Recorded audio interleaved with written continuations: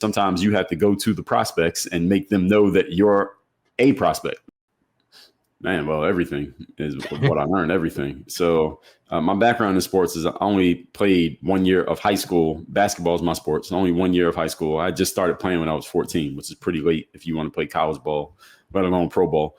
And that 1 year in high school, sat the bench. So I got out of high school. Nobody was recruiting me to play in college. So I walked on in college. And again, those who don't know what that means you were not invited or expected to be there. You literally just walk in and try to play your way onto the team as an unknown commodity. So coming out of a Division III college, I did play, but after playing in the D3 level, it's not like a bunch of pro scouts are knocking on your door because they are just looking at the Division I guys because they're supposed to be the most talented.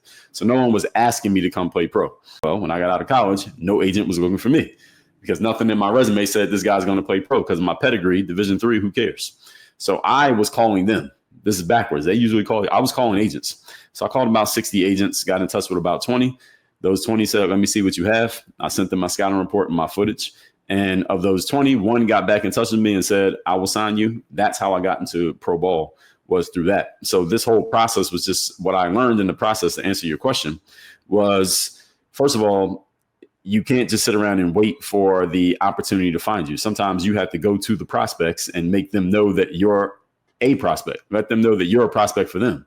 You can't sit around hoping that they come knocking on your door. It's great when they do, but my saying is always, no one's knocking on your door, you got to go knock on some doors. If no one's calling your phone, you got to go ring some phones. That's just the way it works. And that's the personal initiative aspect of work on your game. And also it's asking yourself, what can differentiate you from your competition? So what was I going to do to separate myself from all the other players who thought the same thing I was thinking? And in talent, we're pretty comparable.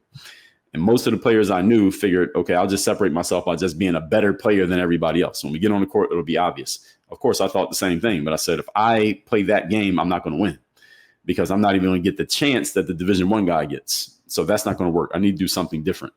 So as I looked around the landscape, and I know a lot of athletes, I figured most athletes are lazy outside of playing their sport. They just want to play their sport, and that's all they want to do.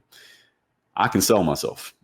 So how about I sell myself in addition to being a good player? Now I can create an opportunity that other players wouldn't get, even though if you put us all in a lineup and say, who's the best out of these 100 players, nobody can really differentiate us. We're that close in talent. But I can separate myself by selling myself in a way that they wouldn't, so I can get into conversations that they wouldn't be in. And that's how I got my career started. And often many of the ways that I kept my career going even after.